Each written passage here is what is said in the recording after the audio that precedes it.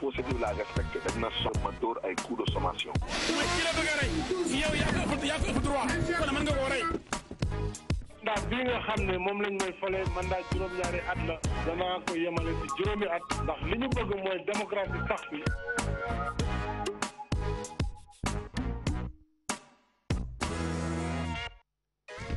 télévision Futurs Médias mbokk yi ñu ngi leen di nuyu ñu ngi am mbégte dellu si ak yéen ci seen émission Faram Facce ñu koy amal àllarba bu jot ci waxtu yi ñu am ci mbégte bu yaatu di ci ànd ak yéen bi nag mooy Faram Facce bi njëkk bi ñu génnee ci tabaski gi ñu profité ci rek di leen déwénati di leen baalu àq di leen baal àq xam ni occasion yu mel nii la ñu am ci baalu àq askan wi ci liggéey bi nga xam ni dañ koy def te ñaare itam du ñàkk ay rëq-rëq yu ci am ak i njuumte lépp yéene bi daanaka defar moo ko tax a jóg ñu profité di leen baalax te di leen baal wax di ñaan yàlla lépp loo xam ni ñaan nañ ko ci tabaski gi mu nangul ñu ko ci jàmm tey seen émission Faram Facce mbokk yi ñu di ci ànd ak Guy Marius Sagna Guy maa ngi lay nuyu.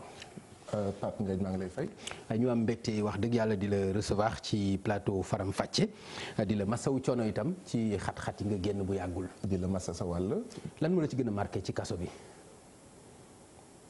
nekkinu samay mbokk. yi nekk ci biir Rëbës. Rëbës bi nga xam ne dañ ko tabax pour juróom-ñetti téeméeri doomu aadama. fu mu nekk nii mu ngi ëmb ci lu toll 2 junni ak juróom-ñaari téeméeri doomu aadama. Rëbës bu nekkoon bateau suux na yàgg na. Rëbës comme du bateau suuxul waaye doomu aadama moo fa suux humanité moo fa suux. li nga xam ne nee nañ ci lu yàlla sàkk moo gën a baax moom moo fa suux bu demee naka.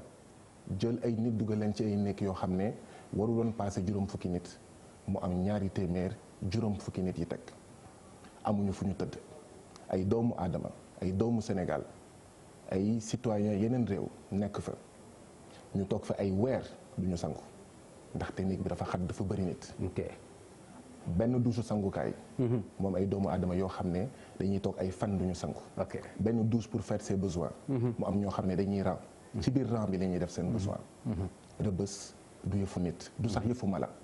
fi may daanelee pour tënk lan mooy Rëbës mooy amoon na benn membre gouvernement bi wala membre majorité bu fa demoon bi mu visité ba pare daf leen ne samay ginaar poulailler ya fa nekk moo gën nekk yi. maanaam samay ginaar ci condition yu ñu nekk. moo gën doomu aadama. ñaareel bi mooy samay xar li ñuy lekk moo gën li ñuy jox prisonniers yi. d'accord longue détention yi juróom-ñetti at. dinañ ci am occasion xam naa ni dinañ am occasion gën ko waxtaan parce que mbiru Rëbës lu ñu yitteel la lu ñu war a taxaw càmbar ko la mais gi li nga wax nii moo nekk ci lettre bi nga miim yow bi nga weddi c'est-à-dire li nga wax nii moo la naqari moom moo la marqué moo nekk ci lettre bi nga xam ni weddi nga ko lan moo ci am exactement ci lettre bi nga xam ni génne na Rëbës te nga ni binduloo ko te si signature nekk ci. man Guy Marius Sagna. fanweeri fan yi nga xam ne moom laa def Rëbës. mun naa jàpp ne maa nekkoon prisonnier bu ñu gën a surveiller balaa maa génn sama nekk dañ ma doon fouiller maanaam bu ñu waxee ne dama visite avocat wala visite ñoo xam ne samay mbokk samay xarit yi may seet si. balaa maa jéggi sama buntu nekk dañuy xool sama poche bu ma yoree livre dañuy xool livre yi bu ma yoree cahier dañuy xool cahier bi. bu may ñibbisi dañ may visiter. donc man maa ngi tudd Guy Marius Sagna pas Boy Djiné mënuñu ma fouiller ba pare d'accord fu ma dem ñu fouiller ma d'accord ñu ne man maa génnee lettre mënuma génnee lettre li sama avocat wax avant may génn ma wax ko depuis bi ma génnee mooy lettre boobu. xamuma ko Guy nga baal ma quoi parce que kon entre yow ak say collaborateurs yi ngay liggéeyal entre FRAPP am nañ ci ñoo xam ne waxuñu lu nekk dëgg. yow lay doon nga baal ma wala ñoom lay doon parce que aussi askan bi ngeen di waxal. lu ci mën a am aussi mu leer parce que je pense que du ngeen fo ci xelu nit ñi li nga xam ne moom ngeen di bañ ci élite bi ñu def ko askan wi yéen aussi du ngeen ko def askan wi problème mu lettre bi s'il vous plaît nga baal ma rek ñu wax ci pour mu leer c'est pas méchant mais aussi ñu am dëgg bi. Pape Ngagne benn wala ñaar laa ci wax bi ci njëkk mooy man maa ngi nekkoon biir Rëbës ñu nëbb ma jant bi li xew ci biti man xamuma ko.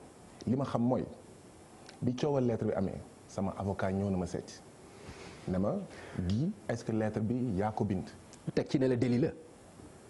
non war nga xam ne délit la. loolu amul problème. waaw d'accord sa avocat am na fu mu egg ak yow. mais Pape Ngagne man yàgg naa def ay manifestations non autorisées. ñu ne loolu délit la donc du question du waxu délit wala ñàkk délit. da nga ragalul délit. non non non d'accord. da nga ragalul délit. du loolu mooy wax ci. non mais da nga ragalul délit donc. maanaam du loolu moo ëpp solo. ok li am solo mooy. man sama avocat dama ko ne binduma lettre bi génnewuma lettre bi. bu ma ko bindoon sax mënuma ko génnee. benn ñaareel bi bu ma ko génnee woon assumé ko xam nga lu tax bi ma duggee rëbës bi ma fay génn bés bu nekk ñoom ñëpp nekk rëbës xam nañ ne man suba ba ngoon ci kanamu garde yi ci kanamu détenu yi ci kanamu directeur bi ci kanamu képp kuy agent pénitentiaire li ma doon wax benn la. rëbës tel aspect tel aspect tel aspect tel aspect du dëgg du yoon. maanaam xaaruma génn rëbës pour wax ne rëbës baaxul. wax naa ko directeur bi. wax naa ko ñëpp wax naa ko sama waa néeg wax naa ko sama waa secteur 5 ñun ñuy seetaan wax naa ko garde yi ci yoon bi. wax nga ko ci lettre bi. lettre bi du sama lettre benn. ok ñaareel bi moo di ne gouvernement bi annoncé na benn enquête nañu bàyyi gouvernement bi def enquête ragal naa ne wax dëgg yàlla xanaa xëy na ñu ne Boy Djiné moo ko génnee. d'accord waaye du ñu mës a mun a prouver ne man maa ko génnee parce que binduma ko génnewuma ko. waaw mais FRAPP yow la ñu wax ne yaa ko génne ñu nekk ci sa mouvement loolu la ñu wax que yow yaa ko bind. mais yow yaa ko signé. loolu la ñu mën a wax loolu la ñu mën a wax mais man biñ koy wax nekkuma fi xëy na bu ñu jox ko woon ak man xëy na ñu wax leneen. mais biñ koy wax man nekkuma fii ci biti. d'accord en tout cas li ci leerul wax dëgg yàlla nekkul lu gënal askan bi parce que lettre boo xam ne dañ ni yow yaa ko signé bind ko ñi ngay say naataangoo yi nga bokkal xeex bi ni yow la ngeen taxaw bëgg ko weddi ci kaw nit ñi am na loo xam ne itam du responsabilité. lenn laa ciy wax Pape Ngagne ma yaakaar ne xëy na dinañ daanale foofu tomb boobu Pape Ngagne mënuma def fanweeri fan yu manqué ñaar wala ñett ci rëbës nga may laaj mbiru lettre ma wax la li ma la wax. te mënuma weesu loolu. d'accord ndaxte li ma wax moo am. ok mais nag xam nga bu ma convaincre aussi grand. lan nga bëgg ma def. ma respecter sa position. nga respecter sa mbos. mais xam nga il faut aussi ma def su may relance loolu mooy logique parce que mënoo ma wax loo xam ne ba biñ fiy jógee nii xam nga mënu ma jàpp ni yow lettre bi da nga li ma mën a jàpp rek mooy xëy na am na lu la ci sa avocat conseiller ànd nga ci ak moom et puis loolu moo lay noppal nga def ko léegi comme li nga wax nañu ñu bàyyi affaire lettre bi man lettre bi intéressé na ma grand loolu forme bi la woon c'est important mais fond bi xaw nga ko junj tuuti. dama bëgg ñu taxaw ci tuuti rek c'est important parce que aussi rëbës ni nga ko waxee li ci gën a metti mooy jombul kenn jombuma man mi jombul ñi ñuy seetaan jombul kenn nattu la boo xam ni ku ne mën na ci dal nga dem fa kon yaakaar naa ni conditions yi am na solo ñu taxaw ci mais ci conditions yi daf ci am loo xam ni da nga ko naqarlu muy ñu def la yaramu neen lan moo la ci gën a naqari ci loolu. alors Pape Ngagne c'est parce que da nga ma laaj moo tax ma nar la tontu. parce que sinon du ma ci wax xam nga lu tax. parce que am naa kersa tey jii nii fii. ma toog di wax man samay mbir. man li ma dund rëbës lu mu métti yeneen 2700 détenus yi lu ñuy dund moo ko raw. am naa kersa. di appesantir ci sama cas non c'est pas personnel. maa ngi ñëw c'est loin d'être personnel comme question. maa ngi ñëw rek. c'est-à-dire yow la ñu am occasion pour wax ak yow. naa ci tontu ñi fa nekk ñëpp tooguñu fii pour wax ak ñoom. naa ci tontu voilà naa ci tontu Pape Ngagne. lu tax may insister foofu. dama lay jox benn anecdote biñ ma waxee am nga liberté provisoire ñu annoncé ma ko mënuma signe mënuma reetaan ci sama nekk ak ci biir rëbës ndaxte am naa kersa boobu am naa pudeur boobu parce que xam naa ñi ma sekkaloon rëbës. jafe-jafe yi ñuy jànkonteel jafe-jafe yi nga xam ne ci laa leen naroon bàyyi xaw ma ndax yaa ngi comprendre donc am naa pudeur wax samay mbir parce que am na lu raw lu ko gën a graaw li nekk rëbës mais comme ñu ngi fi et que posé nga ko. naa ci wax parce que. bu fekkee man. mën nañ ma def yenn yi. man mi nga xam ne xëy na xaw naa siw tuuti. kon lan la ñuy def le sénégalais lambda. le Doudou le Lamine lambda tu comprends un peu bi ma duggee rëbës. def 5 à 10 minutes da ngay dugg rek ñu ne dañ lay fouiller. effectivement man lire naa règlement intérieur rëbës maa ko sàkku lire la fouille elle est obligatoire. mais grand léegi na loo ci dénoncer s'il vous plaît. une fois aussi. bul daw règlement intérieur lan nga koy dénoncer aussi. bul yàqamti laa bëgg a wax bul yàqamti du danga ma laaj. waaw maa ngi tontu. xam nga mënoon naa la bañ a wax ne am na règlement intérieur. non mais ñëpp xam nañ ne am na règlement intérieur li nga ma ne liir nga ko man loolu laa taxaw wax mais li nga ne liir nga ko moo tax mais xam ku ne xam na ni règlement intérieur am na rëbës. Pape Ngagne waaw bàyyi ma incha allah. d'accord am tontu bi. ok la fouille elle est obligatoire. mais fouille mën na bañ a egg ci taatu nen. pour leeral nit yi ñuy déglu parce que yenn saa yi di nga ne dañ ma simmi gars yi foog ne yére la ñu simmi ak pantalon déedéet yére pantalon caleçon. li tubaab naan nu comme un verre. dañ ma simmi ba ma set wecc. am na ay détenus yoo xam ne kenn simmiwu leen bu ñuy dugg. da nga gis nga leen. mais dañuy waxtaan. waaw mais dama ne ndax gis nga leen laaw. Pape Ngagne man bu ñu ma dugalee sama. non mënoo ma wax ni la fouille dafa obligatoire nga taxaw fii aussi wax ni am na ñoo xam ni kenn fouillewu leen. loolu aussi dafay indi 2 poids 2 mesures. Pape Ngagne waaw. mun nga jàpp li la neex mais au moins bàyyi ma eggali jusqu'au bout. d'accord après bu la ok neexee nga commenter. baal ma allez-y waaw. man nekkuma Mauritanie. waaye c'est pas parce que nekkuma Mauritanie que li ma nar a wax ci Mauritanie nga ne du dëgg. contre argument boobu mënul prospérer. d'accord donc man maa nekkoon Rebeuss yow nekkoo Rebeuss. bés boo nekkee Rebeuss. ñu commencé mun waxtaan. mais man aussi gis naa ñu nekk Rebeuss. waaw xam nga tu m'as parlé de Mauritanie. ma eggali man aussi dew ma Rebeuss mais. xam naa kon kay jàmbaar. waaw kon Pape Ngagne. bul ma wax ne comme gisoo amul. ok d'accord on peut être d'accord là-dessus. d'accord allez-y. ok du ñëpp la ñuy def taatu nen. d'accord. mais kon def nañ lu dul yoon. man dañ ma def taatu nen. ok te man bu may dénoncer taatu nen boobu c'est juste parce que dama ne bu fekkee man def nañ ma ko kon lan la ñuy def ñeneen.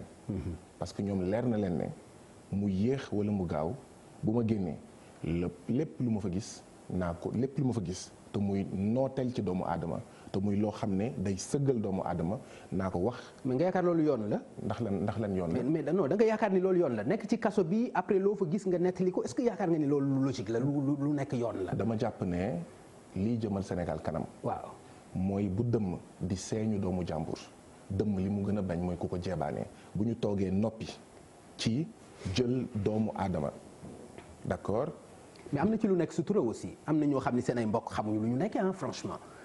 xam est-ce que da nga bëgg par exemple nit ñi riir ku nekk xam ni sa mbokk lii dal na ko ci wala naqar yooyu nga bëgg def ci xolu nit ñi wala. non dama jàpp ne nit yi xam ko mooy tax nit yi am benn prise de conscience.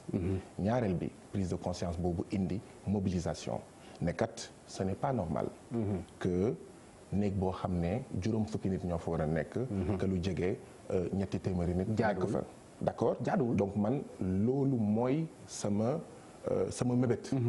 parce que buñ ko noppiwee c'est parce que ñi ma jiitu Rebeuss kenn daanu koon wax moo tax affaire yooyu di am ñi nekk Rebeuss di ko dund c'est parce que 1960 enfin bu ñu taxawalee Rebeuss ak léegi abus yi fa nekk violation de droits de l'homme traitement inhumain et dégradant yi fa am c'est parce que ñëpp dañ ko doon noppi am sutura am kersa parce que da ngay génn Rebeuss. da ngay bëgg ma daaneel daf ci am solo aussi xoolal loolu neen nga wax léegi muy taatu neen imaginer ñi nga xam ne seen waajur wala seen mbokk wala nangam dem nañu kaso mais ñu jàpp ni noonu lañ leen def te loolu mi ngi jógee ci yow ci sa information. est-ce que loolu ici yaakaaruloo ni lu même bu fekkonte ni dëgg la dëgg boo war a mën a noppaale la nga mën a am leneen loo xeex lu dul loolu. dama jàpp ne ñenn rek ñoo am intérêt ñu ñàkk xamal ne infirmerie bu Rebeuss paracétamol ak antibiotique rek moo fa nekk. ñenn rek ñoo am intérêt. ñu xam ne ñi ma dugaloon àjjuma Rebeuss bi ma leen gisee mardi seen tànk dafa néewi ndax seen deret daanul woon circuler bu baax ñenn rek ñoo am intérêt boobu mooy ñi koy def te xam ne du dëgg du yoon parce que bu fekkee xam nga ne loolu du yoon waroo ko def wala bu fekkee leer na la ne du yoon foofu ngay ragalee ñu wax ko ñooñu ñoo am intérêt léegi yow yaa war a wax ndax da nga ànd ak ñooñu di noot waa Rebeuss ou pas à chacun son choix man dama choisir sama camp mooy ñi ëpp doole ci lim ci Rebeuss doomu béykat bi la doomu ouvrier bi la doomu néew di doole bi ñooñu ñooy toog ñuy séddale mburu yi di manqué ñooñu la ñuy ñëw ñu indi añ ñu leen di jox añ ci coppe plastique ñu leen di nattal ku nekk coppe plastique boo xam ne. mais c'est à l'image du dëkk bi la gis nga fii ci ñi nga xam ne nekkuñu kaso am problème mu ndekki wala añ wala leneen nangu nga loolu yow. loolu am na. Guy Marius d'accord nga ni loolu aussi ci melokaanu dëkk bi la jàppal ni dëkk bi aussi am na jafe-jafe yoo xam ne mi ngi dund ci biir kër yi ñu nekkul ci kaso ñu ngi koy dund waxuma la ñi nga xam ne nag ñu ngi nekk ci biir kaso sama position ñi nekkul kaso lekk ju ba suur waxuma la ak ñi nekk ci biir kaso da nga bëgg ñu lekk ba suur sama position mooy waaw dama bëgg ñi nga xam ne mooy doomu aadama yu nekk biir Rebeuss ñu lekk bu doy lekk bu am qualité dama bëgg ñi nekk Rebeuss te toog juróom-ñetti at kenn attewu leen ñu atte leen xam nga lan mooy wax ji Pape Ngagne moo di ne jàngoro bi ngëb Rebeuss moo ngëp njàng bi moo ngëp wér gu yaram bi moo ngëp secteur yëpp maanaam dañoo am gouvernement boo xam ne li ëpp ci alalu réew mi da ko bàyyi da ko jaay doxandem yi as tuut bi fi des ñu koy séddoo seen biir ay 8 milliards de fonds politiques par an di taxawal ay institutions budgétivores et inutiles ñu bàyyi askan wi ci ndóol waaye nag waa Rebeuss nooteel bi askanu Sénégal di dund ndax politique jatang ak tënk googu impérialiste boobu waa Rebeuss ni ñu koy dundee moo gën a métti que ñeneen ñi nga xam ne am nañ seen liberté ndaxte ñi am seen liberté mun nañ fexe ba colmater benn mango benn banaana pour feesal seen biir mais yow mii nga xam ne yaa ngi biir Rebeuss munoo dem fenn liggéeyuloo munoo ñaan munoo fortaatu donc c'est beaucoup plus compliqué pour les détenus léegi donc am nga beneen combat kon su ma la déggee lu jëm ci ay pétrole beeg France dégage ak yooyu yëpp da nga koy stand by Rebeuss actuellement moom nga porté comme flambeau comme combat non kenn du ko stand by ndaxte Sénégal dafa mel ni jëmm doomu aadama foo laal muy métier. mais doomu wax da nga bëgg fukki franc ak juróom. li ma la mën wax mooy. man maa ngi bokk front pour une révolution anti-impérialiste populaire et panafricaine ci gàttal FRAPP. FRAPP mooy décider lan mooy doon ay action am te FRAPP bi mu juddoog léegi mu ngi wax non aux APE en même temps mu ngi wax non au franc CFA en même temps mu ngi jàppale les animateurs polyvalents des cases des tout-petits ñi nga xam ne amuñu woon formation kenn daanuñu loon fay en même temps ñu ngi xeex pour la justice et contre les violences policières en même temps rien ne nous empêche loolu FRAPP moo koy décider démocratiquement ñu ne en plus de combat yooyu yëpp dañ ciy boole bii en plus de suñu implication aar li nu bokk ñu ngi waajal suñu manifestation àjjuma dañ ciy boole d'accord xeex pour que ñi nga xam ne juróomi at ñu ngi nekk Rebeuss te kenn àtte wu leen ñu àtte leen xeex pour des conditions carcérales inhumaines et non dégradantes. D'accord. Ou plutôt pour des conditions carcérales humaines et non dégradantes. D'accord Guy bu ma la doon laaj tey ñetti priorité ci Rebeuss yoo xam ne tey boo sañoon suba dañ koy régler lan ak lan lay doon. 3 benn ñu àtte longue détention yi nit waratul toog 2 ans 3 ans 4 ans 8 ans te duñ ko àtte. xam naa kenn koo xam ne mu ngi nekk Rebeuss mu ngi nekk à moins de 2 kilomètres këram mu ngi à moins de 2 kilomètres prison buñ ko tëj 8 ans mu ngi foofu kenn faaleegu ko mu ngi toog ne pat man néeg bi may dugg am na kenn koo xam ne doomam bu mu doon judd mu ngi amoon 1 an dafa toog 8 ans biñ ko génnee ñu ne ko acquitté yaa ngi may dégg donc longue détention yi nañu àtte nit yi te longue détention yi li ko waral bokk na ci li mu doon wax sànq est-ce que xam nga ne Pape Ngagne il y a un déficit maanaam li ñu manqué ci magistrat ak ñi di àtte toll na ci juróom-benn téeméer. nga foog ne yoon la jamono jooju président de la République di maye 10 millions pass militant Matam 5 millions pass militant Kaolack yoon la président de la République di joxe 4 millions à un parti politique par mois pendant 4 ans fekk ne ñu ngi am un déficit de juróom-benn téeméeri àttekat. suñu ay doom nekk biir Rebeuss mën a toog juróom-ñetti at kenn du leen àtte priorité numéro 1 mooy longue détention yi nañ ko fa jëlee longue détention yi nañ ko bàyyi te ñu àtte xale yi ñu xam nga Rebeuss dafa dem ba. non wax nga ma longue détention. ñaareel bi mooy surpopulation carcérale maanaam. longue détention yi na ko réglé normalement. c'est que dama xamul. longue détention yi ñaata la concerné moo tax mënuma xam a priori ndax bu ñu régler longue détention yi dina am impact ci surpopulation carcérale mais nu mu mënti demee 800 détenus moo taxoon ñu créer Rebeuss instant yi nii 2700 foog naa ne xëy na loo atte Rebeuss dina romb kiiwam et li may wax ci Rebeuss ñëpp xam nañ ne fanweer ak juróom-ñaar ci établissement pénitentiaire maanaam kaso yi nekk Sénégal ñoom ñëpp dañoo fees bay tuuru xëy na Rebeuss moo si raw donc surpopulation carcérale bi du yoon nañu teg prisonniers yi ci anam yoo xam ne d'accord dina c'est humain parce que wax dëgg yàlla li fa nekk dafa xaw a doy waar donc surpopulation carcérale bi daal nañ ko kii ñetteel bi bon j'ai l'embarras du choix parce que après doo xam lekk gi waaw peut-être lekk bi wala faj bi c'est vrai mooy li may wax mais li ma wóor mooy ginnaaw samay ñaar wala ñetti priorité réewu Sénégal ak li mu am ci am ci richesse buñ ko saytu woon ci beneen anam kenn du toog di wax ñaar wala ñett wala ñeenti priorité moo xam ci prison yi maanaam kaso yi moo xam ci njàng bi moo xam ci wér-gu-yaram bi donc loolu moo tax ñun waa FRAPP ñuy militer pour la souveraineté économique maanaam dafa jot Afrique moom boppam ci am-amam. dafa jot Sénégal moom boppam ci am-amam. et que am-amam. jëriñ askanam. plutôt que les multinationales. ak l'élite sénégalaise. mais militer aussi pour respect des institutions war na leen. notamment yow laa ci gën a dégg li nga xam ni moom ngay wax te lu ci bëri dama koy jàppee xotti worma maanaam manque de respect institution notamment parfois le président de la République parfois le procureur de la République parfois les agents yi nga xam ni ñoom ñoo lay jàpp ci marché yi nga tegante ak ñoom dënn wala nga xëccoonte ak ñoom mais est-ce que yaakaaruloo aussi respect ak cër war na ci sa diggante yow aussi ak institution yi.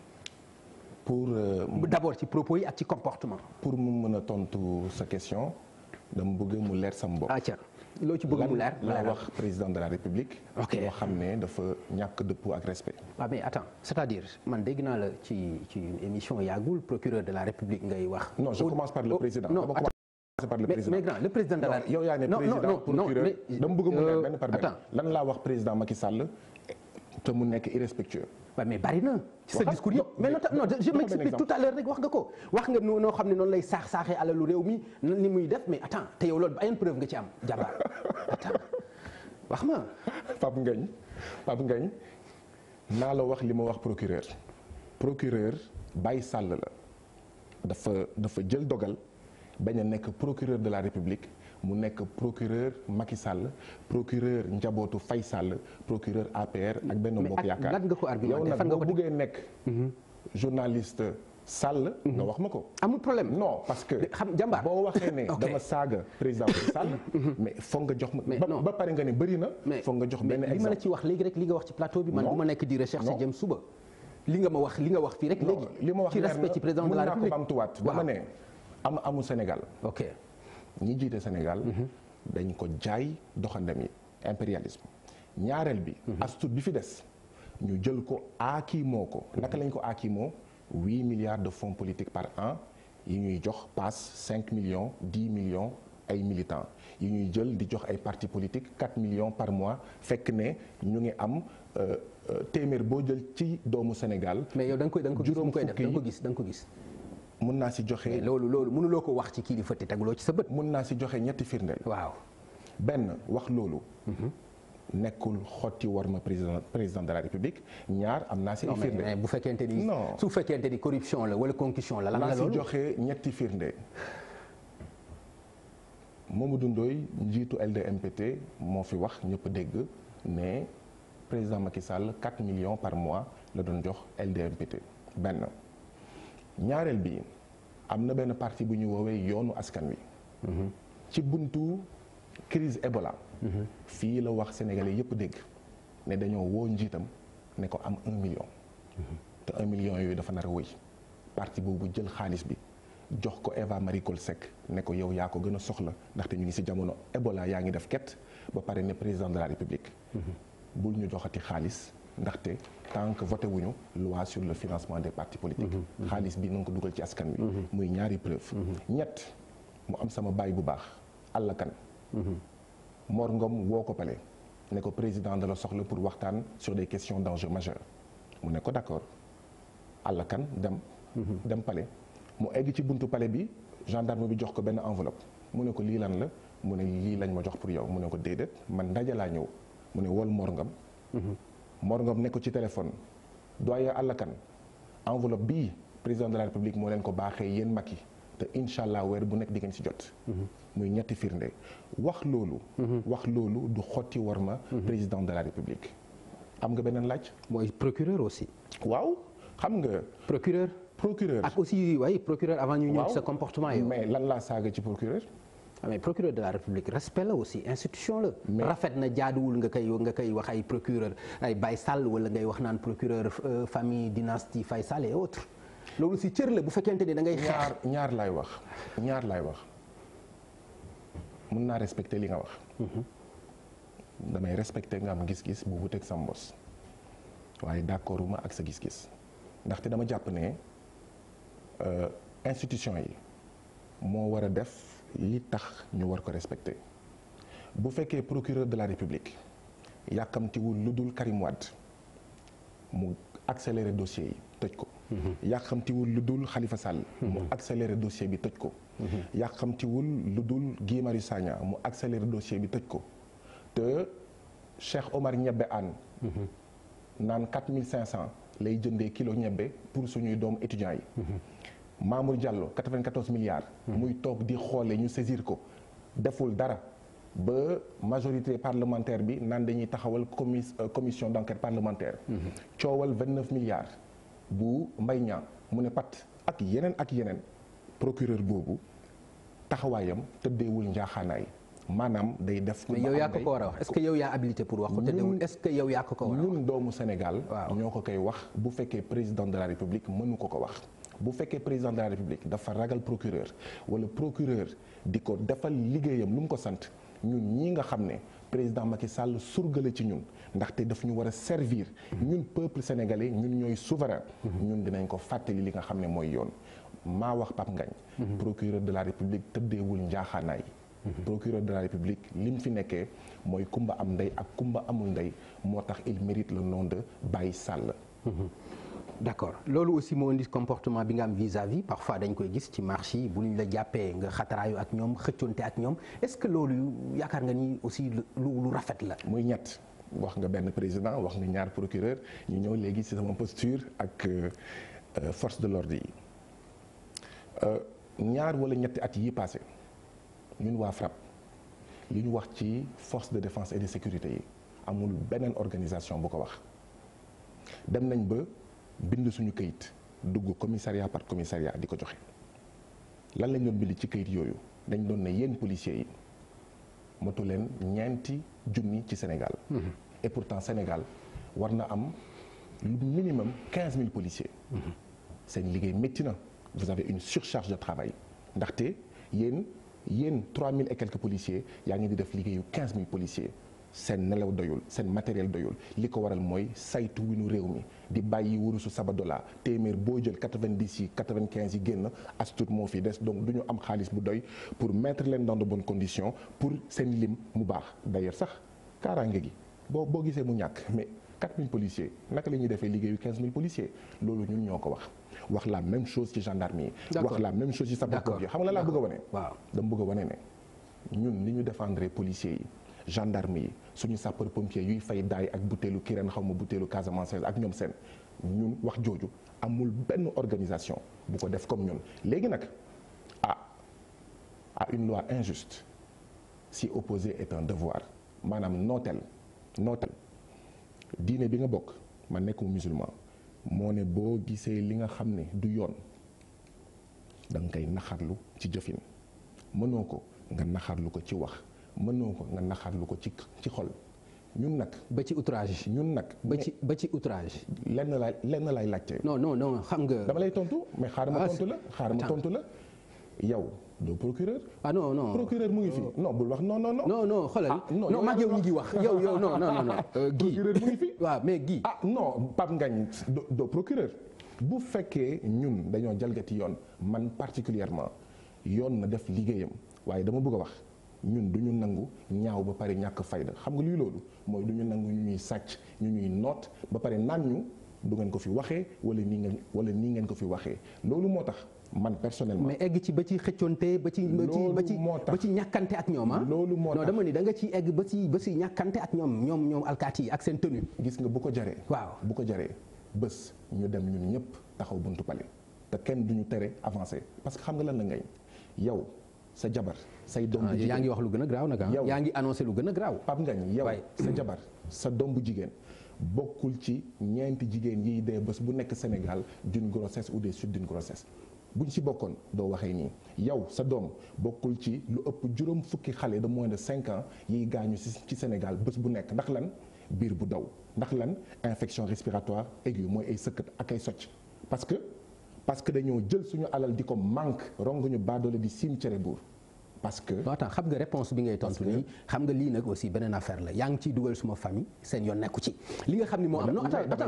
non mais attends jàmbaar non mais yow xam nga yaa ngi leen di tooñ seen yoon nekku ci. franchement Guy Marius li ma la laaj lu simple la yow alkaati yi ci cër boo leen war a jox jaadu na taxawal fii nga taxaw.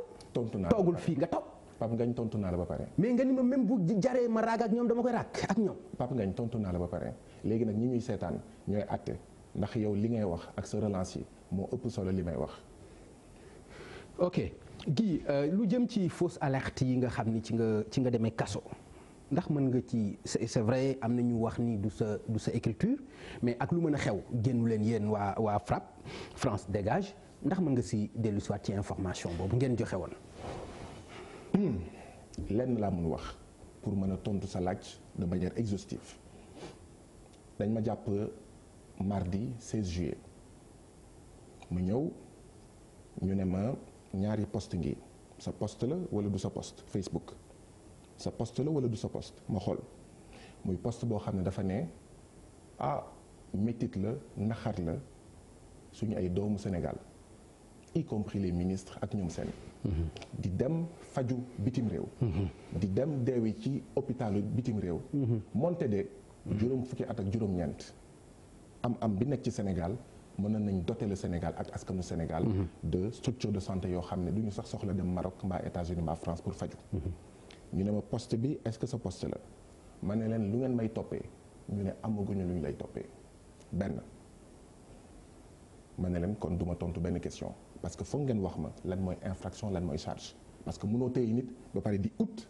li ñu koy toppee muy benn ñu ñëwaat mardi ñu posé ma ay laaj yu bari mat na téeméer laaj bu ñu laaj ma ne leen lan ngeen may toppee ñu ne xamuñu ma ne leen du ma tontu ba téeméeri laaj. boobaan sa avocat.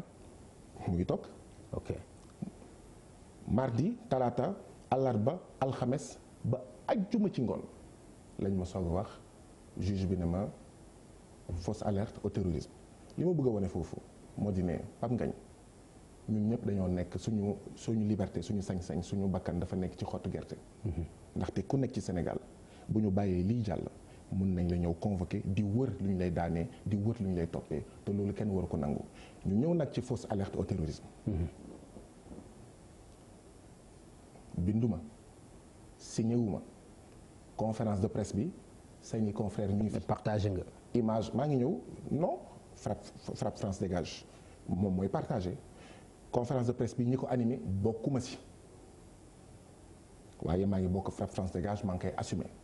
ñu ne maa wax lii man ne leen bokk naa FRAPP France Dégage mais man binduma signé wuma donc du mënoo ko attribuer Guy Marius Sagna donc booy topp bu fekkee mën na nekk bañu ma ngeen topp ñun ñëpp waa FRAPP France Dégage mais mënoo topp kenn nit loolu de moo ci am donc fausse alerte au terrorisme boobu du sama wax man boo duggee ci moteur de recherche di nga gis samay contribution personnelle yoo xam ne damay bind titre bi bind par Guy Marius Sagna mais loolu wax dëgg yàlla bon signé FRAPP France Dégage comité de coordination nationale. mais assumé nga ko en tant que membre FRAPP France Dégage. non c'est-à-dire les propos yi assumé nga ko. c'est-à-dire que mënu moo ko assumé xam nga lu tax kuréel moo ko wax man maa ngi bokk ci kuréel bi bu fekkee état dafa am jafe-jafe ci propos yi Pape Ngagne mënuñu la topp ci li nga xam ne yow sa waa daayira ñoo ko wax déedéet dañuy convoqué waa daayira bi yëpp bu dee loolu mën na nekk mais mënoo ñëw daayira bi wax lii wala ASC bi wax lii nga seppi si benn nit boo xam ne nekkul njiit li nekkul coordonnateur signé wu ko biñ koy wax teewul ñi ko wax ñu ngi nii ràññee nañ leen nga bëgg si seppi Pape mais donc propos yi yow revendiqué wuloo ko. lan mooy revendiquer loolu laa bëgg a comprendre. mais revendiquer mooy nga ni li ñu wax FRAPP Dégage man jàpp naa ni dëgg la ànd naa ci. xam nga loolu laa bëgg a wax mu leer kay. d'accord léegi xam nga lan mooy wax ci. waaw mais foog état bi ak justice bi wax lu leer nañ d'accord man li may wax ak yow fii laa koy wax ak yow déedéet xaaral déedéet man waxuma justice bi ak état bi man ak yow ñooy wax. non man ak yow ñooy wax. Pape Ngagne man liñ ma toppee mooy fausse alerte du dëgg man personnellement def ma fausse alerte donc justice tamit dafa am yoon nu muy doxee munoo ma ne waaw léegi yow jàpp naa la ci daayira bi nga bokk léegi sax d'ailleurs li daayira bi wax est-ce que d'accord nga si ou pas du noonu la ñuy régler problème Pape Ngagne. non loolu léeg-léeg problème justice la lii man ak yow problème communication la. waaw def ngeen benn poste boo xam ne c'est pour communiquer ci benn affaire. waaw loolu laa bëgg a wax ak yow léeg-léeg problème justice la. ok maa ngi soog a comprendre. waaw li ma lay tontu lu gàtt la moo di ne man liberté provisoire laa am liberté provisoire daf ma xañ benn affaire mooy l'instruction est en cours. même loo gëm dootoo ko wax. non même boo ko gëmee. maa ngi ñëw. même boo ko gëmee sax. maa ngi ñëw da ngay ragale dellu kaso. maa ngi ñëw. ok maa ngi ñëw. l'instruction est en cours lépp li nga xam ne laal na instruction bi mënuma ci wax loolu yoon yow mi doon wax waxu yoon moo ko wax par respect à mes avocats par respect à l'instruction en cours lépp li nga xam ne concerne na instruction bi du fii laa koy waxee bu ma koy waxaat xanaa kay ñu jël si waat ma yóbbuwaat ma ci kanamu juge bi. gi est-ce que xam nga da nga daw wax ji. bu la neexee. ok d'accord kon nga foogoon naa nag di nga ko assumer mais comme assumer wuloo ko ñu dem ci leneen loo xam ni jàpp naa di nga ko assumer nga ni 59 ans ginnaaw bi ay kilifa di dem bitim réew di fa faju man awma problème ci terme bi mais man ci moment bi la kon ci contexte bi la contexte bi nga xam ne Ousmane Tanor Dieng ci la faatu te ci même jour bi ci presque heure yi ci nga bind poste gu mel noonu est-ce que yaakaar nga loolu itam lu rafet la. foog nga wax ma d'abord lu ñaaw ci. non mais non attends xam nga kilifa boo xam ni dem na nit ñi au moins ñu ngi ci am lu leen naqari yi ak yooyu yow sa premier poste mooy après 59 ans ñuy dem bitim réew di fa faju ak yooyu man poste loolu laa lay expliquer. jàmbaar ba léegi waxoo ma li ci ñaaw. mais li ci ñaaw mooy ci contexte bi. ok comme bëgg a wax li ci ñaaw naa la tontu xam nga lan moo si naroon ñaaw diine yi dañoo wax ne bu dee dañuy wax waxu diine. que bu nit gaañoo waroo wax ci moom li ñaaw boo ko xamalee lu ñaaw noppi ko bu dee da nga nar a wax te li nga nar a wax ci Guy Marius Sagna mi génn àddina li ñaaw la noppi ko. man li ma wax ci poste bi mooy Ousmane Tanor Dieng génn na àddina quelle tristesse quel gâchis moonte de ñii di dee hôpital bitim réew yépp mënoon nañ dee fii ci seen njaboot mënoon nañ faju fii ci seen njaboot amul dara li ma wax ci président Ousmane Tanor Dieng yàlla na suuf sedd ci kawam yàlla na ko yàlla xaree aljana dama ne quelle tristesse quel gâchis maanaam naxar bu toll nii naxar bu weesu lii mënul am ndaxte kat ñii mënoon nañ gaañu fii ci seen wetu mbokk mënoon nañ feebar fii faju fii ma dolli si beneen dafa nekk sax danger suñu ay njiit même bu ñu bokkul gis-gis politique ñuy dem faju ci beneen réew ndaxte réew yooyu ñuy faju réew yooyu seen intérêt mooy jatang Afrique mooy tënk Sénégal mooy aakimoo Afrique di ko jëriñoo donc suñu kilifa yi nañu xoolaat bu baax a baax man bu ma sañoon même président Macky Sall mi nga xam ne bokkuñu gis-gis bu amoon feebar bu gën a raar du dem faju bitim réew dinañ fexe ba mu am hôpital fii bu koy faj parce que suñu président la beneen puissance bu ko jotee yeneen médecin yoo xam ne seen réew la ñuy défendre d'accord kenn xamul lu ñu ko mën a waxloo wala lu ñu ko mën a def donc man loolu mooy sama préoccupation mooy ñu am système sanitaire boo xam ne dafa performant de qualité et boo xam ne askan yëpp mën na ci faju fii ci réew mi te ñu bañ a dem bitim réew. d'accord léegi loolu boo ko boolee ak France dégage mu nekk sa combat sa slogan bokk ci sa ay combat mais loolu boo ci jëloon réciprocité France aussi wax Sénégal dégage sa compatriotes yi nga xam ne ñoo fa nekk ñi nga xam ne ñu ngi ci yenn affaires yi c'est-à-dire est-ce que loolu yaa ngi koy xalaat ci ñaari réew yoo xam ne seen doole bokkul bii mi ngi ci développement bii mi ngi ci sous-développement yow sa taxawaay nekk nañ fi jóge. Pape Ngagne d'abord préciser benn affaire man dama bokk FRAPP donc du sama combat man bëgguma personnaliser benn membre rek laa ci FRAPP te sax du ma njiit bi donc dama bokk FRAPP am benn combat am ay campagne yu bëri campagne bi mu njëkk lancé mu ngi tudd pour la souveraineté monétaire France dégage en réalité du France dégage c'est pour la souveraineté monétaire France dégage maanaam ngir moom suñu koppar ci koom ngir suñu koppar ñu mun ko jëfandikoo ni Chine di jëfandikoo son yuan ba Donald Trump d'accord di yuuxu di daanu yësi parce que Chine day utiliser kopparam ngir mu booster son industrialisation ngir mu booster njaayam marchandise am ngir mu booster sa politique d'emploi ngir ñun Afrique ngir ñun Sénégal ñu mun jëfandikoo suñu koppar ngir béykat yi am xaalis bu doy crédit bu doy pour mun produire suffisamment ngir suñu petite et moyenne entreprise. mais loolu dañuy xëy def ko. maa ngi ñëw non gi aussi est-ce que loolu réew dafay xëy réew bu mel ni Sénégal est-ce que dafay xëy rek pour def ko. da nga ma laaj benn question tontoo gu ma si je suis d'accord naa la tontu ñaareel question bi mais may ma tontu. première question bi d'accord donc ñu ne France na génnee loxowam ci suñu koppar. donc loolu la ñu tuddee pour la souveraineté monétaire na France. génn suñu conseil d'administration de banque centrale ndaxte conseil d'administration bu banque centrale Union européenne benn ndaw yi doxandem du fa toog banque Chine benn ndaw doxandem du fa toog banque États-Unis lan moo tax ñun Sénégal ànd ak yeneen juróom-ñetti réew yeneen juróom-ñaari réew muy BCEAO ndaw yi France di fa toog di am sañ-sañ voté ba am sañ-sañ sax si yenn dogal yi bu ñun ñëpp jaaree gauche moom bu jaaree droite plutôt d'accord maanaam day bloquer décision yi loolu la ñuy wax et que donc franc CFA bi bokk na ci li ndolloo maanaam Sénégal ak yeneen réew yi pour ñu mun utiliser franc CFA ngir mu servir suñu développement foog ñu moom. est-ce que gis nga xam nga ni am na combat la boo xam ni est-ce que xam nga combat boobu seen combat la rek yéen waa FRAPP. Pape Ngagne est-ce que xam nga seen combat la rek yéen. Pape Ngagne est-ce que loolu jaaxalu leen mu nekk combat boo xam ni da ngeen ci wét. pare gisuma benn nit boo xam ni am na benn envergure ci wàllu politique wala ci leneen boo xam ni accompagné na leen ci combat boobu. léegi nag ñu ne pour la souveraineté France dégage bu ñuy wax France état France la ñuy wax. amuñu benn problème ak français waxuñu français dégage dañoo ne France dégage parce que état français état néocolonial la maanaam état boo xam ne noot moo ko tax a jóg état boobu moo bombardé Gbagbo état boobu bokk na ci ñi rey Thomas Sankara état boobu bokk na ci ñu dugal seen loxo ci génocide rwandais. non intérêt français yi ngay wax. léegi waaw léegi. ñu ne France dégage waxuñu français dégage. donc ñun amuñu problème ci li ma laaj léegi nag.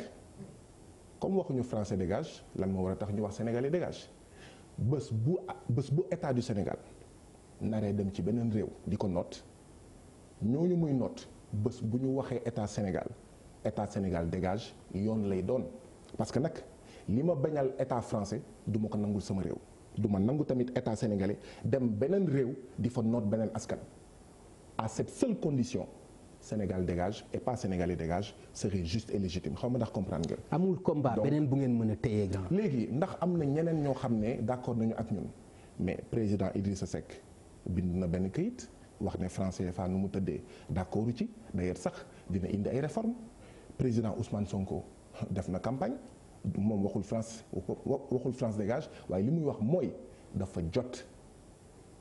soit Sénégal am kopparu boppam te France du ci dugal loxoom soit ñun réew yi sekk franc CFA dinañ am suñu kopparu bopp te France du ci bokk donc jeu de mots la moom du wax France dégage mais ndeyu wax ci moo am solo mu ngi koy wax ñeneen ak ñeneen ñu ngi koy wax mais élection présidentielle française bii passé amoon na ñett mbaa ñeent ba juróomi candidat doomu France yi nga xam ne dañoo waxoon ne bés bu ñu nekkee président dañuy génne seen loxo ci franc CFA. bilan combat bi lan la. tey boo ñu ko doon wax bi ngeen ko tàmbalee ak léegi lan nga ci mën a téye teg ko loxo. mën naa si wax lu bëri tey jii nii am na ay téeméer ak ay téeméeri doomu Sénégal. yoo xam ne ay jàngalekat lañu ñu ngi leen di woowee animateur des cases des tout petits animateur polyvalent des cases des tout petits dem na yóbbu nañ leen formation te avant amuñu woon formation ñu ngi fayee ko weer bu nekk payoor. te loolu xeex moo ko indi. xeex boo xam ne ñun dañ ci dugal suñu loxo bu baax a baax ndaxte xeex boobu rek tëj nañ ñu si jàpp nañ ñu si lu mot fanweeri yoon. sama premier mandat de dépôt Tambacounda la woon xeex bii la woon dañ ma tëye dugal ma maison d'arrêt et de correction bu Tambacounda ak yeneen juróom-ñeenti jàngalekat yooyu. pendant 5 jours.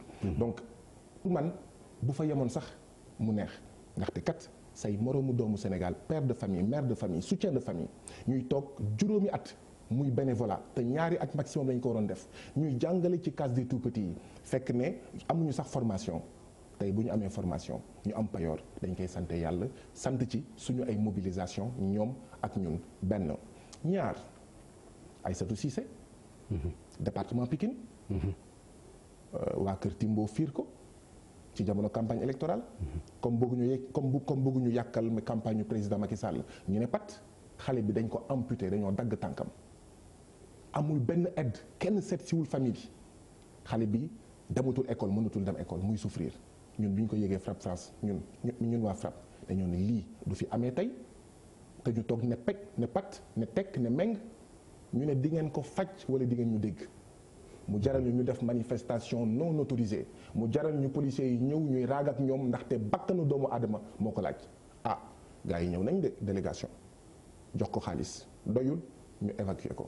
dañ koy sant yàlla te xooluñu ci papam APR la bokk te APR la bokkoon. d'accord ñetteel bi Auchan Carrefour taxaw fi commerçant yi ne Auchan dégage ñu ne yéen commerçant yi li ngeen wax ñun moom la ñu wax ndaxte doomi réew mooy tabax réew même bu ngeen amee ay matadi dañ leen war a renforcer ba pare xool naka la ñuy rectifier seen erreur forcer leen ngeen corriger wu ñu naan Auchan dégage ñoom commerçant yi ñun ñuy wax Auchan dégage mais bu duloon suñu xeex boobu président de la République du jël benn décret organisant la grande distribution dafa naroon ne pat Auchan di dugg Carrefour di dugg Leclerc di dugg Lidl di dugg suñu ay commerçant di dee di jël gaal gi donc am na décret am na arrêté xeex moo ko waral ba waa APR yi nga xam ne musuñu xeex musuñu sa kët dem fële ca Kaolack di xulloo seen biir naan décret bi waa APR bu Kaolack bu ñu munee werante ci décret ginnaaw yàlla commerçant yi doon wax Auchan dégage ak ñun waa FRAPP Auchan dégage mun naa continuer di ok mais combat yooyu yëpp nag dafay laaj budget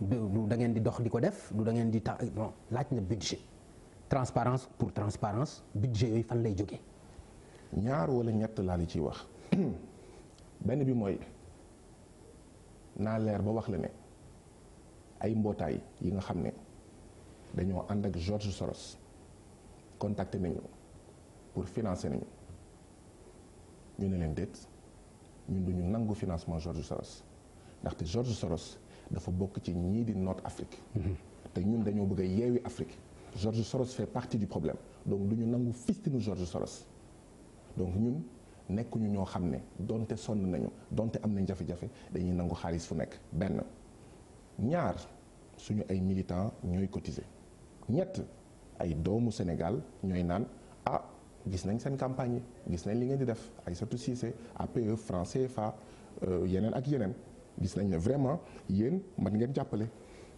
ku am junniyoom jox ñu ku am ñaari junniyoom jox ñu ku am téeméeram jox ñu doyul nag ndaxte suñu yéene ci Sénégal weesu na as tuut bi ñu am.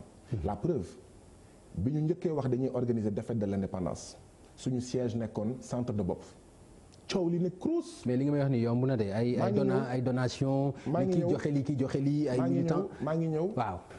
bi ñun suñu siège nekkoon centre de bopp président Macky Sall fexe ba ñu dàq ñu France centre de bopp tey jamono ji may wax ak yow amuñu siège. tey ñu dem abbi saal sangam suba ñu dem abbi saal sangam amuñu xaalis suñu ay membre ñooy génnee ak ay doomu Sénégal di ñu jàppale loolu mooy li am. alors di nga ma baal nag dañuy dellu xam naa ni rëbës parce que dafa am ñaar ñoo xam ni yow yaa ñu leen mujj a gis muy Khalifa Sall ak Adama Gaye c'est vrai que ñi fa nekk ñëpp. wax dëgg yàlla suñu ay nit lañu suñu ay lépp lañ mais ñaar ñooñu vu l'actualité dafa am solo ma taxaw ci tuuti Khalifa Sall est-ce que am nga occasion gis ko foofu à Rebeuss ngeen gisante. ñaar laa ci wax bi ci njëkk mooy wóor na ma ne Adama Gaye ak Khalifa Sall li leen gënaloon mooy ñu gën a wax ci 2700 prisonniers yooyu torox. ndaxte ñoom lu ñu sonn 2700 prisonniers yooyu ñoo leen gën a sonn. c'est parce que da nga may laaj moo tax ma lay tontu. waaye bu ma sañoon ñu gën a focaliser wu pas ci condition Guy Marius Sagna bi mu nekkee Rebeuss wala Khalifa Sall wala Adama Gaye mais doomu béykat ak doomu ouvrier yi nga xam ne siwuñu ni Adama Gaye siwuñu ni Guy Marius Sagna mooy li ma la jàmbaar Khalifa Sall léegi nag ma tontu la voilà mais xam nga pour nga tontu il faut nga indi propos yoo xam nga mënoon na ci ñàkk aussi mais du yow yaa ngi campagne waaw tam damay campagne allez-y ok duma ñaaw ñàkk fayda du ma ñëw fii ba pare te du ma wax li ma bëgg a wax d'accord allez-y ñaareel bi mooy Khalifa Sall musuñu toog parce que mënul woon nekk bokkuñu sax secteur man maa ngi nekkoon secteur 5 chambre 36 Khalifa Sall mu ngi nekk en isolement mooy lan isolement yàgg nga ko dégg. ñun ñëpp xam mais nga expliquer ma clairement ma xam Khalifa Sall moom ak néegam kase bokkul néeg ak kenn. ba pare sori nit ñi fi ñu nekk. voilà ba pare voilà xanaa nit yi di romb mën na leen gis waaye man par exemple saay bu ma dajewaan ak moom waaw ñëpp ñëw waaw il est pas question que ñu jegewante donc Khalifa Sall mu ngi nekk isolement waaye lenn moom mën naa ko wax am na benn baat boo xam ne jëlmaan yi maanaam ñi nekk rëbës ñoom ñoo koy wax dañuy wax tëdd sa kaso dañuy naan tëddal sa kaso waay dañuy kaf yenn saa yi naan waaye tëddal sa kaso waay li ma mun wax mooy Khalifa Sall mu ngi tëdd kasoom ak dignité ak force ak courage ak jom ak fulla ak fayda saay bu ma gisaan Khalifa Sall ay bëñam laa doon njëkk seen saay bu ma gisaan Khalifa Sall samay mbir la may wax gisaañaa war nga gaaw a génn maa ngi fàttaliku bi ñu njëkk tase dañoo accolade je sais pas pourquoi mais spontanément j'avais envie de le prendre dans mes bras pour wan ko sama solidarité sama sympathie ci kumba am ndey ak kumba amul ndey bi nga xam ne dont il est victime parce que bu pare woon pour jàppale président Macky Sall ci deuxième mandat bi lii du ko dal moom itam mu serré ma fort dans ses bras chaque jour pomme journal ndox mu indil ma ko te musuñu xamante man bi may waxu président Khalifa Sall musuma ko gis musuma wax ak moom ça fait 2 ans 3 ans saa yi bu amee manifestation ma dem ba pare wax xalifiste yi gars yi na tàng wax ji dafa doy la première fois bi ma gisee Khalifa Sall ci biir rëbës la woon donc nit bu am fit am fulla am fayda pare pour dund lu muy dund ci dignité. Adama Gaye aussi yow yaa ko ñu ko mujjee gis moom nan nga ko gisee est-ce que moom aussi mi ngi tëdd kasoom. lenn de xam naa ko Adama Gaye man xamuma ko woon. comme Khalifa Sall mosuñu gisee mais Adama Gaye de bu yóbboo gars yi xam ne bu fekkee chambre 1 biñ ko bàyyi te mooy ci chambre yi gën a metti foofu chambre 1. bu dee chambre 1 biñ ko bàyyi mu nga foofu ba léegi parce que de toute façon bi may génn foofu la nekkoon bu dee liñ ko bàyyi foofu c'est pour naxaral ko c'est pour méttital ko bu yóbboo ñu xam ne Adama Gaye bi ma gis ay fan ki fan ba bi may génn Adama Gaye c'est un roc Adama Gaye du ko ñuy xoxatal du koy dellu ginnaaw c'est vrai mu ngi am juróom benn fukki at ak juróom-ñaar mag la c'est vrai nekk yooyu day am sax ñoo xam ne dañuy tëdd ci buntu douche c'est vrai nekk yooyu day am ñoo xam ne dañuy toog ay weer du ñu tëdd dañuy toog dañuy taxaw boo taseeg ñoom ci tribunal ca kaaf ba bu ñu duggee rek dañuy tëdd même ci buntu douche bi parce que nekk yu ñu nekk rëbës du ñu tëdd nekk boobu la Adama Gaye nekk mais saay bu ma taseeg ñoom Adama Gaye yeneen la mu doon wax Adama Gaye ça va bien sûr que ça va tu n'as aucun problème non benn problème yeneen lañ doon wax naka la waree def sa communication à l'extérieur ñi koy jàppale naka la ñu war a communiquer yooyu la mu doon wax ak naan non li la dal moo ma dal yooyu lañ doon waxtaan naka la ñuy fexee ba alalu réew mi jëriñ askanu Sénégal yooyu lañ doon waxtaan Adama Gaye bi ma gis jàmbaar la c'est l'occasion de dire que offense au chef de l'État mooy crime de lèse-majesté mooy buuru France yi buuru France yi boo leen daan wax sa bët takk na suuf ñu ne crime de lèse-majesté crime de lèse-majesté boobu moom la ñu woowee offense au chef de l'État dama ne buur bu dul buur di jaamoo ñi nga xam ne nekkatuñu ay jaam jóg ci moom jot na. d'accord FRAPP ñi ngi ci aar li ñu bokk ñoom. FRAPP membre fondateur. d'accord lan mooy prochain état bu combat bi gis naa communiqué bu ngeen mujj a def pour expliquer ni bëgg ngeen ko dangal xeex bi kon mu mel ni reconnaître ngeen ne xeex bi peut-être envol bi mu jëloon jëlatu ko bëgg ngeen changer aussi ni ngeen di xeexe lan ngeen ci bëgg a changer ak lan ngeen ci bëgg a def comme programme. alors mënuma si sori trop instant bi ni may wax ak yow nekkuma ki nga xam ne moo gën a placé pour wax ci parce que réunion bu mujj bi nekkuma fa woon maa ngi soog a génn. voilà mais lenn moom xam naa ko mooy bokkoon na ci li tax président Macky Sall tëj ma def lu ñuy woowee diversion maanaam au lieu waa aar li ñu bokk di wax ci pétrole Sall suñu 400000 président Macky Sall lan moo tax d'accord xaaruloo rapport IGE balaa ngay signer contrat pour Franck Timis ak recommandation ya mu fexe ba waa aar li ñu bokk ñu wax libéré Guy Marius Sagna te loolu doxul mais loolu lu muy tekki déjà. non loolu réussir na aussi loolu dox na. loolu li muy tekki mais da nangul ni rek aussi bu dee contre-feu la jàppal ni aussi am na succès. nangu ma ne parce que gii libéré gii la woon yi ci mujj yëpp ci génn libéré gii la nekkatul woon affaire 400000 ak Aliou Sall.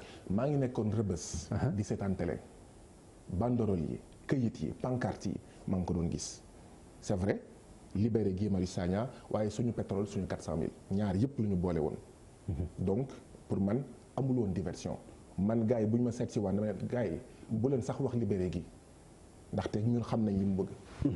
Guy Sagna c'est quelqu'un d'insignifiant wax ji kay mooy 15 millions de citoyens sénégalais yi naka la ñuy fexe ba ñu génn ci ndóol ak ci sous-développement donc pour man il n'a pas réussi maintenant xeex comme doomu aadama la dund moo mel noonu bakkan moo mel noonu day am flux ak reflux géej di nga toog jamono joo xam ne mu fees dell mu am yenn jamono yoo xam ne ndox bi day dellu xeex tamit mënoo muusa ko waane quel que soit xeex bi quel que soit réew mi day am jamono yoo xam ne day am flux ak reflux donc man choqué wu ma man pour man c'est une situation normale li am solo kay mooy malgré li président Macky Sall def lépp jéem a jënd jéem a divertir ba léegi waa bitim réew waa Sénégal ñu ngi taxaw temm fas yéene wax ne dañoo bugg beneen saytuwin bu mucc ayib saytuwin boo xam ne gestion démocratique des ressources naturelles. kat suñu pétrole ak suñu gaz askanu Sénégal moo ko gën a soxla que Aly Ngouille Ndiaye président Macky Sall Franck Timis mbaa Aliou Sall. bi nga génnee kaso aussi dégg nga fi ay coow yu mel ni li nga xam ni moo xew ca Thiès benn jeune boo xam ne ñu ngi jiiñ benn alkaati moo ko rey dégg nga itam li xew fii ci pharmacie Serigne Fadilou Mbacké ak commissaire Sankaré ak docteur Gaye yooyu aussi ban enseignement nga ci tiré. ñi nga xam ne ñoo génn àddina yàlla na leen yàlla xare aljana amiin yàlla na suuf sedd seen kaw li nga xam ne moo am bu ñu déglu woon FRAPP France Dégage du am ndaxte FRAPP France Dégage ëpp na at dafa ànd ak ñeneen ay familles de victimes de violences policières taxawal kuréel bu ñuy woowee collectif pour la justice et contre les violences policières et donc même gars yi bu ñuy critiquer naan vous êtes là mais waaw parce que bés bu nekk mu am ku ñu rey bés bu nekk mu am problème njàng donc ban ngay bàyyi ban nga dul bàyyi ça fait plus d'un an ñu taxawal collectif boobu ne Pape Sarr mi dee ci commissariat Thiaroye sotti ko diluant maas ko ba mu lakk xëm ñu yóbbu ko hôpital mu dee fa policiers yi ana ñu te Sénégal dafa signé convention contre la torture ba tey Baye Sall gaaw na ci samay affaire ça fait plus d'un an policiers yi mais xam nañ ñu ko rey Abdoulaye Timéra film yaa ngi fi vidéo yi mu nekk sur les allées du centenaire autopolice plaque d'immatriculation yépp mu ngi ci vidéo bi fël ko dee na sanctionné wuñu leen ana Seck Ndiaye benn commerçant juróomi policier fekk ko fa dóor ko ba mu dee torture mais dañoo ne l'impunité encourage mooy li ma lay wax rek xëy na bu ñu waxee te def nañ ay manifestations ñu jàpp ñu dóor ñu tëj ñu lii lañ si doon bañ ndaxte sénégalais wala boog ñenn ci sénégalais yi bokk na ci li leen mandargal tant que seen intérêt tant que seen mbokk laaloo ko bàyyi ma toog fi ma toog dafa mel ni dafa am doomu Sénégal yoo xam ne ñoom ñoo war a xeex am ñeneen ñoo xam ne ñoo war a xeex donc li ñu war a def bokk na ci ñi nga xam ne dañ leen rey état du Sénégal mu bañ leen maanaam mu àtte leen mu ràññee leen loolu mooy tax policiers yi xam ne ñii rey Pape Sarr lii moo leen dal daan yii lañ leen teg kon dootuma reyiti keneen foog ñu changer parce que les forces de défense et de sécurité am na si ñu baax waaye am na si ay pommes de terre yoo xam ne bés bu nekk da nga dugg commissariat ñu def naka sudul noonu donc nous ça nous donne raison et day tax ñu gën a continuer combat bi contre les violences policières bu ñu waxee violences policières contre les violences faites par les forces de défense et de sécurité en même temps également ñuy xeex pour les intérêts également de ces agents des forces de défense et de sécurité. ok léegi xam nga ni yaa ngi ci liberté provisoire combat yi peut-être di nga ko wàññi xëy na rassemblement yi di nga topp wala nan nga ko bëgg nan nga koy laqarcee sa liberté provisoire ak say combat nan nga ko bëgg a gérer. ñi nga xam ne ñoom xëy na ñoo am seen plan jox ma liberté provisoire bu dee ma noppi ak ma toog ne tekk ne meng moo leen tax a jóg. fii laay waxee mu leer nañ lenn rek laa mun nangu li ma juge bi laaj du ma ci wax li ma gendarme laaj du ma wax lu ma laaj du ma wax lu ma tontu waaye bu weesoo loolu naa wax comme tous les autres citoyens sénégalais. naa bokk ci manifestation yépp yuy am. xeex bi dafa nar a continuer. duma si dellu ginnaaw. ndaxte kat man bokk ma ci ñi nga xam ne dañuy ragal kaso. dugg kaso. ndax li nga xam ne mooy sama askan. d'accord sama askan jaral na ma dem kaso. alors li ma doon wax kon mooy il n'est pas question que mu noppi. président Macky Sall ak ñu ñu àndal saa yi bu ñu jaayee réew mi dinañ ci wax. saa yi bu mu defee loo xam ne dëppoowul ak njëriñu askan wi dinañ ci wax dinañ ci manifester. donc amul lu ñuy dellu ginnaaw Pape Ngagne. jërëjëf Guy Marius Sagna ma gërëm la bu baax di la bàyyi aussi ci benn moo xëy na boo xam ne di nga ko bëgg a wax sa ñi nga xam ne ñoo nga bàyyi rëbës parce que ñooñu ma wax ni aussi yaa ngi xam naa ni bëri na. ñoom ñu comprendre ma un peu xëy na ñi ngi lay apporter des questions contradictoires ci rëbës mais yërmande boo am ci ñoom bu ko raw la ñu am ci ñoom loolu aussi ma séddee ko loolu yàlla rek laa ko séddee yéene boo am ci ñoom yërmande boo am ci ñoom bu ko raw laa am ci ñoom loolu aussi mu nekk loo xam ni dama bëgg mu ñoom ñu xam ko yow aussi nga xam ko ma bàyyi la bu fekkente ni am na message booy tàggoo ak ñoom s'il vous plaît nga jagleel leen ko ñu gërëm la aussi bu baax sant la ci sa disponibilité xam nañu ne fatigué nga jamono yi mais terewul nga accepter ñu suñu émission. jërëjëf Pape Ngagne waa Rebeuss yéen jëlmaan yi maa ngi leen di nuyu yéen waa ñeent fukki chambre ak juróom-ñaar yi sama xalaat yëpp mu ngi ci yéen xam naa li ngeen di dund incha allah dinañ ànd ak yéen xeex ngir longue détention yi jeex dinañ ànd ak yéen ànd ak yeneen mbootaay organisation des droits de l'homme ngir xeex ngir condition carcérales yi soppeeku ci anam yoo xam ne moo gën a dëppook li nga xam ne moom mooy doomu aadama donc taxaw leen temm góorgóorlu leen li may faral di wax rek jooy fajul naxar ngemb ak bëre mooy faj na xar jërë ngeen jëf yaa ngeen sama biir xol maa ngi leen di xalaat. jërëjëf ba keroog ngeen di génn. xamoon nga Jacques Diouf. amoon relation personnelle ak moom. mais effectivement Jacques Diouf génn na àddina. muy lu métti. may waxaat parce que fi nga xam ne foofu la ma fekk waxoon naa ko di jébbal sama njaal ñi nga xam ne ñooy ay mbokkam. yàlla na suuf sedd ci kawam yàlla na ko yàlla xare aljana.